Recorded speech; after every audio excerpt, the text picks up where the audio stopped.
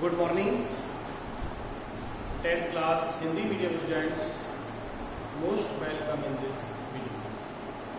देखिए बेटा, हम इस चैप्टर के अंदर काफी कुछ पढ़ चुके हैं। चैप्टर बोर्ड क्लास के अंदर ये 5 नंबर का है और इसमें से एक बड़ा क्वेश्चन आता है। 10th क्लास की बोर्ड एग्जाम में 5 नंबर के 3 क्वेश्चन आते हैं बड़े बड़े। एक क्वेश्चन आता है 9वें पार्ट से जो हम पढ़ रहे हैं, एक आता है दूसरे पार्ट से जो हमने पढ़ लिया, और एक आता है 7वें पार्ट से जो भी हमने पढ़ लिया। हमने पिछले वीडियो में बात की थी प्रतिबिंबों का निर्माण। अवतल दर्पण से प्रतिबिंब कैसे बनते हैं, उत्तल दर्पण से प्रतिबिंब कैसे बनते हैं, उत्तल अवतल दर्पण होते क्या है, उनके बारे में बात। आज के वीडियो में मैं आपसे बात करूंगा अवतल व उत्तल दर्पण के। देखिए, आज का टॉपिक है अवतल व उत्तल दर्पण के उपयोग। हम एक एक करके पढ़ेंगे। सबसे पहले मैं आपको बताऊंगा अवतल दर्पण के उपयोग। बहुत अच्छा क्वेश्चन है बेटा, परीक्षाओं में पूछा जाता है। अवतल दर्पण का उपयोग या उत्तल दर्पण के उपयोग बहुत अच्छा क्वेश्चन है और ये हमारे दैनिक जीवन में भी काफी काम आने वाली चीजें हैं, तो हमें याद भी होना चाहिए। पहली बात, अवतल दर्पण का पहला उपयोग मैं आपको बता रहा हूं। उसका उपयोग देखो, वाहनों की हेडलाइट में। पहला उपयोग बता रहा हूं, वाहनों की हेडलाइट में इसका उपयोग किया जाता है। इसके अलावा सर्च लाइट में भी इसका उपयोग किया जाता है।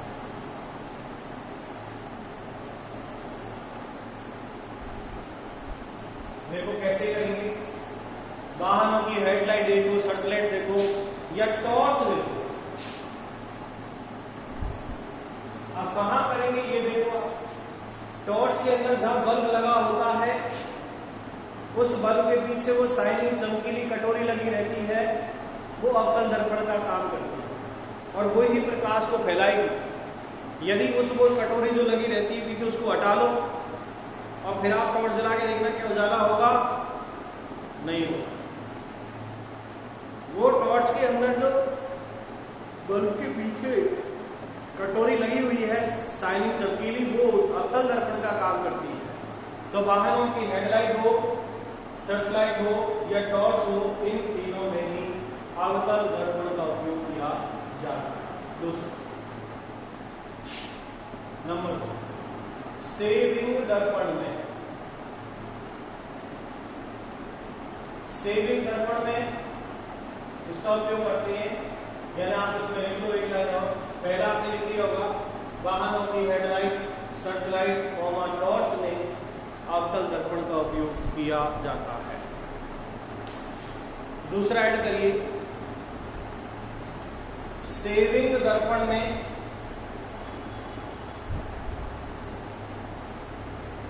इसका उपयोग करते हैं। क्यों करते हैं? पुस्तक में लिखना, चेहरे का प्रतिबिंब बड़ा देखने के लिए। चेहरे का प्रतिबिंब बड़ा देखने के लिए। एक और जो डेंटिस्ट होता है, दंत चिकित्सक, दंत चिकित्सक द्वारा दांतों का प्रतिबिंब बड़ा देखने के। दंत चिकित्सक द्वारा दांतों का प्रतिबिंब बड़ा देखने। आपने देखा होगा कभी डेंटिस्ट के जाना तो वहां मशीन लगी होती है और मशीन में विशेष आकार की कुर्सी होती है, उसको आपको लिटा देती है और सामने से टॉर्च का फक्स आता है मुंह में और प्रतिबिंब दांत को कहां दिखता है? मिरर के अंदर, मिरर में दिखता है। आपका जो फोकस पड़ेगा मुंह में और वो मिरर में देख कैसे काम। तो दंत चिकित्सक भी दांतों का प्रतिबिंब बड़ा देखने में इसका उपयोग करता है। तो एक और देखो, प्रकाश की किरणों को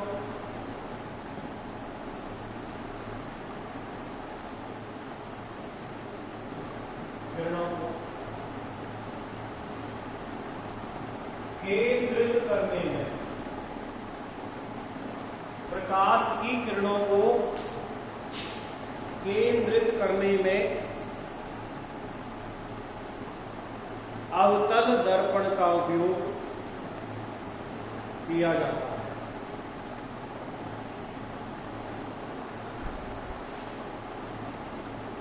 दूसरा डालो बेटा,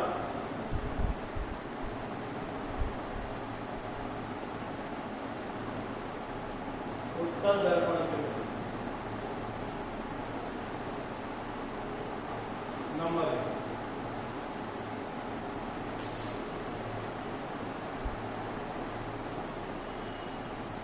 पहला, आप देखो उत्तल दर्पण की बात कहां करेंगे?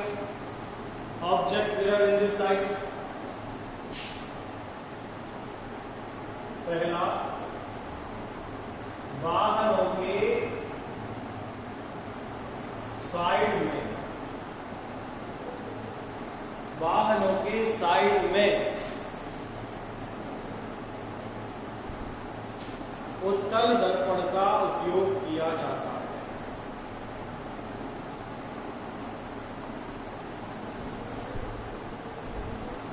क्यों करते हैं? इससे दिखाई देता है पश्च दृश्य।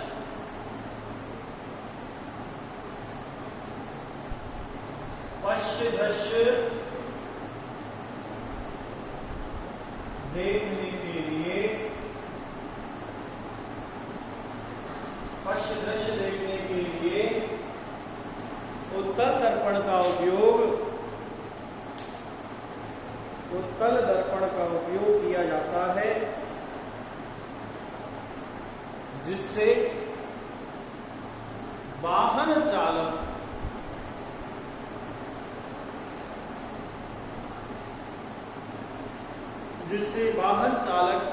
सुरक्षित रूप से,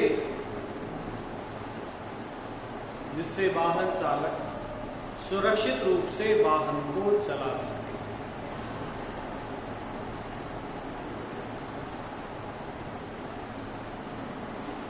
एक और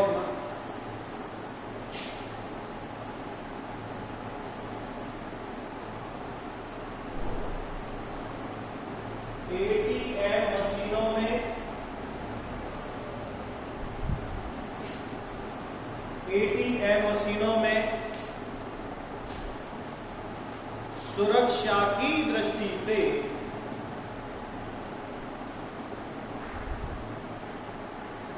एटीएम मशीनों में सुरक्षा की दृष्टि से, देखो जितनी भी एटीएम मशीनें आप देखोगे मॉनिटर के ऊपर, स्क्रीन के ऊपर अवतल दर्पण लगा होता है। क्यों लगाते हैं? कि हमारे पीछे एटीएम मशीन पर कोई यदि खड़ा हो तो हम आसानी से आगे देख सकते हैं कि हमारे, चाहे हम पैसे निकाल रहे हैं तो उस पर कोई ध्यान रख रहा हो। तो एटीएम मशीनों में भी उत्तल दर्पण लगा होता है सुरक्षा की दृष्टि से। तो इसमें क्या है? एटीएम मशीनों में सुरक्षा की दृष्टि से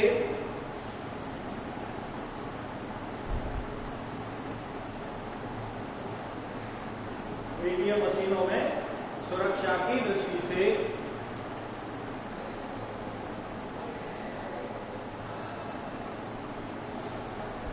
उत्तल दर्पण का उपयोग किया जाता है, उत्तल दर्पण का उपयोग किया जाता है।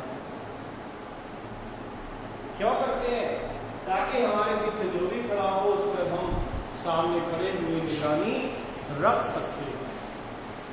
ठीक है, तो हमने अवतल और उत्तल दर्पण की बात की। नेक्स्ट टॉपिक,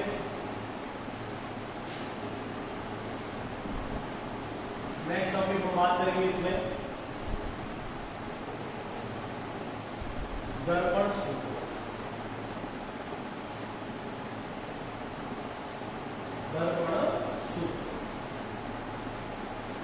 उपयोग देखो क्लियर। दर्पण सूत्र देखिए बेटा, 1/f बराबर 1/b प्लस 1/g।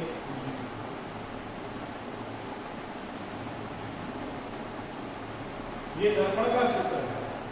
अब क्या है मैं बताऊंगा इसके बारे में, आप सूत्र लिखें। दर्पण सूत्र 1/f बराबर 1/b प्लस 1/u। ये दर्पण का सूत्र है। यहां f, b और u का क्या मतलब है, इनका क्या संबंध है, इसके बारे में आपको बताऊंगा। देखिए यहां पर f बराबर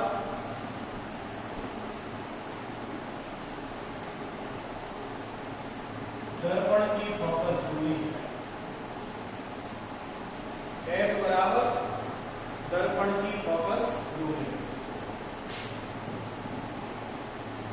b बराबर ध्रुव से प्रतिबिंब की दूरी और u बराबर ध्रुव से वस्तु या बिंब की दूरी। निकाल लो तीनों का।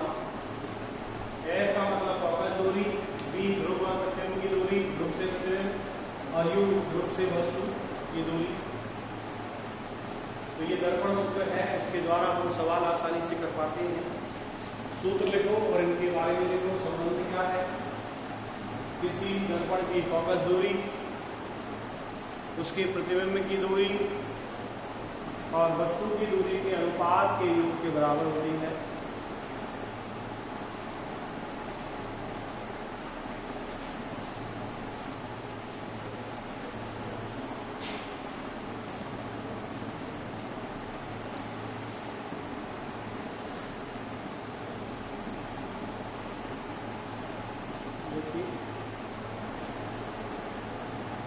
हो गया।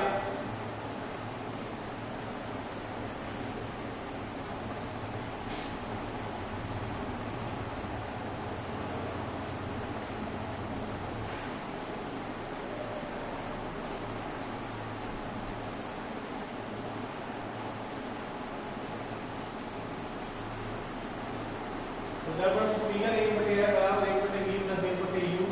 यहाँ पर f फोकस दूरी है दर्पण की, b ध्रुव से प्रतिबिंब की दूरी है और u ध्रुव से वस्तु की दूरी है। यदि हमें f और b का मान दे दें तो हम u ज्ञात कर सकते हैं। u और b का मान दे दें तो हम f ज्ञात कर सकते हैं। f और u का मान दे दें तो हम u ज्ञात कर सकते हैं और इस तरह से निकाल। आवर्धन,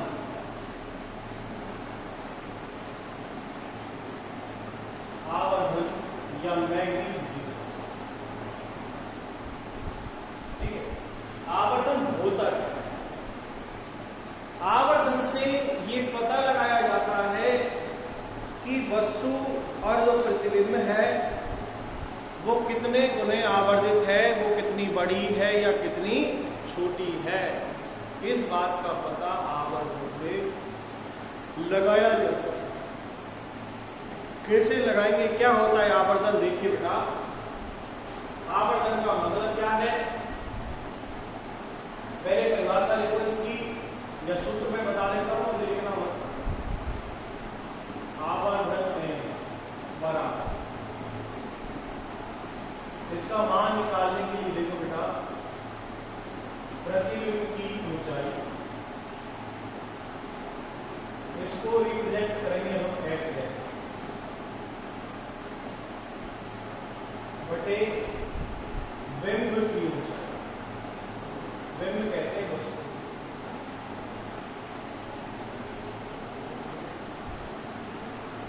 इसे रिप्रेजेंट करेंगे x, ठीक है। तो यहां मैं सूत्र निकालूं तो m बराबर आएगा x डैश बटे x तो परिभाषा क्या है इसकी? प्रतिबिंब की ऊंचाई तथा बिंब की ऊंचाई के अनुपात को आवर्धन कहते हैं। और इससे ये पता लगता है कि वस्तु प्रतिबिंब से कितनी गुनी आवर्धित है, कितनी गुनी बड़ी है या छोटी है। तो टॉपिक डालिए आवर्धन और परिभाषा लिखो। परिभाषा लिखो।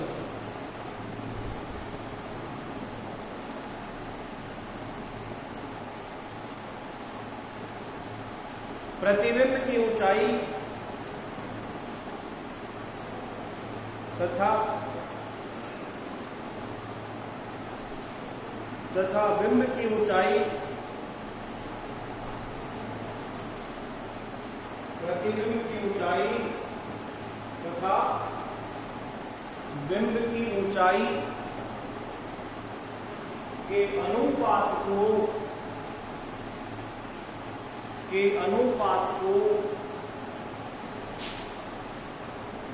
आवर्धन कहते हैं। के अनुपात को आवर्धन कहते हैं। इसे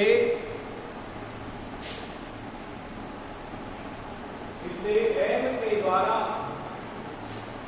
व्यक्त करते हैं। इसे m के द्वारा व्यक्त करते हैं। आगे लिखना, इससे आवर्धन से, इससे हमें यह ज्ञात होता है, इससे हमें यह ज्ञात होता है कि किसी बिंब का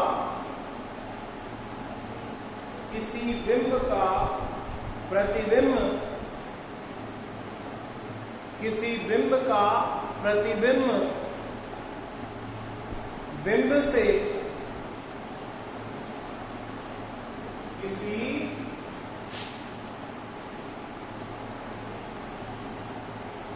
बिंब का प्रतिबिंब बिंब से कितना गुना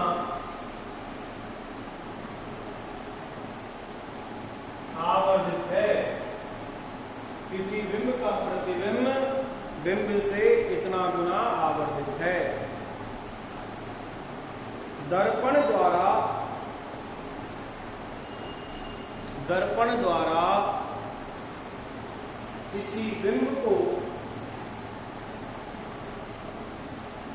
दर्पण द्वारा किसी बिंब को आवर्धित करने की क्षमता,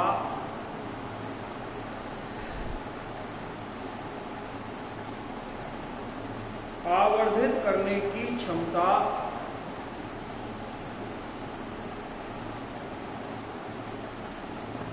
दर्पण द्वारा किसी बिंब को आवर्धित करने की क्षमता ही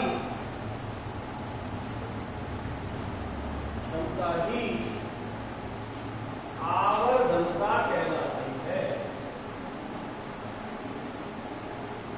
आवर्धनता कहलाती है। सूत्र लिखो, आवर्धन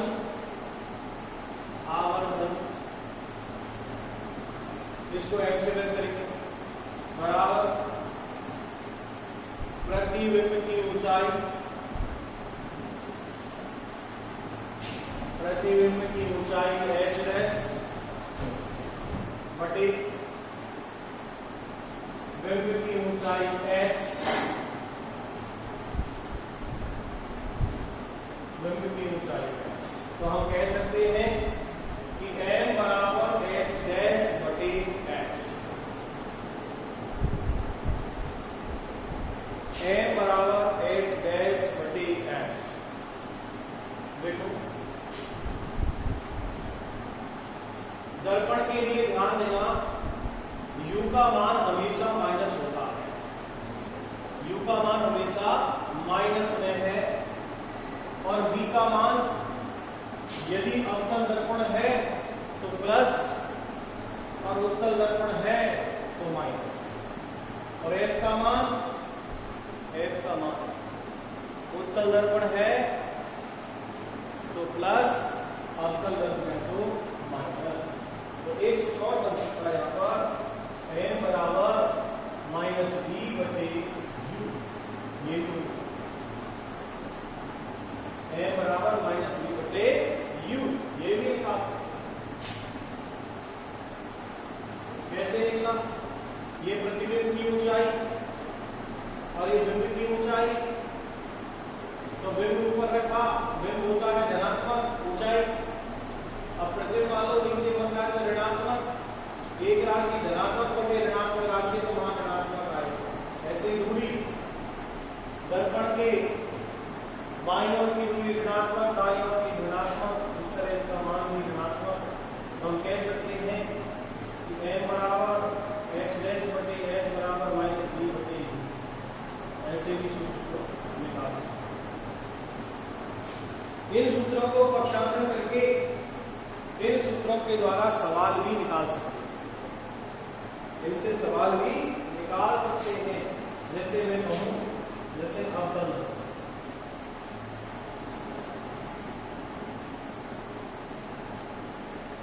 और उत्तल,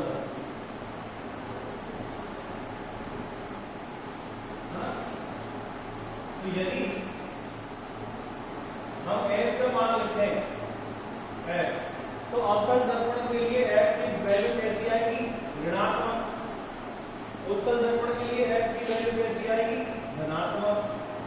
अब u का मान, u तो दोनों में ही ऋणात्मक आएगा क्योंकि वस्तु हमेशा बाईं ओर रखते हैं और बाईं ओर की दूरी ऋणात्मक मापी जाएगी भारतीय चिन्ह परिपाटी। और b का मान, b का मान यदि अवतल दर्पण है तो प्रतिबिंब वास्तविक बनता है तो माइनस, और उत्तल दर्पण है तो बनेगा दाईं ओर प्लस। तो इन मानों का भी ध्यान रखें तो सवाल में आपको ये मान काम आएगा। ठीक है, तो यहाँ हमारे पास दर्पण सूत्र, आवर्धन का सूत्र और ये चिन्ह, इन चिन्हों का सबका ज्ञान करने के बाद हम आसानी से सवाल कर सकते हैं। हमें कोई सवाल दिया जाए उस सवाल को हम आसानी से निकाल सकते हैं, आंकिक प्रश्न कर सकते हैं। ठीक है, तो मैं नेक्स्ट वीडियो के अंदर आपको कुछ प्रश्न बताऊंगा, आंकिक प्रश्न करेंगे और आंकिक प्रश्नों को हल करेंगे, कोशिश करेंगे आप इन सूत्रों को याद करना और इन सूत्रों के द्वारा आंकिक प्रश्नों को सॉल्व करने का भी प्रयास करना। ठीक है बेटा, तो आज के वीडियो में मैंने आपको जो पढ़ाया बहुत इंपॉर्टेंट है और इन सब टॉपिकों के द्वारा हम क्या आंकिक प्रश्न करेंगे। तो आज के वीडियो के अंदर जैसे पहले मैंने आपको उत्तल दर्पण, अवतल दर्पण पढ़ाया, इनके उपयोग बताए। ठीक है, उपयोग बताने के बाद हमने बात की दर्पण सूत्र की, जो आपके सामने बोर्ड पर कोने पर लिखा हुआ है, 1/f बराबर 1/v प्लस 1/u। ठीक है, नेक्स्ट आवर्धन के बारे में आपको बताया और आवर्धन के बाद आपको चिन्हों का बड़ा ध्यान रखना। अवतल दर्पण के लिए देखो फोकस दूरी, वस्तु की दूरी, प्रतिबिंब की दूरी ऋणात्मक होगी और उत्तल दर्पण के लिए फोकस दूरी धनात्मक है, प्रतिबिंब की दूरी धनात्मक है, लेकिन u यानी वस्तु की दूरी इसके लिए ऋणात्मक है। ठीक है बेटा, तो इन चिन्हों का ध्यान रखना और हम आगे सवाल करेंगे। आज के लिए इतना ही। Thank you very much.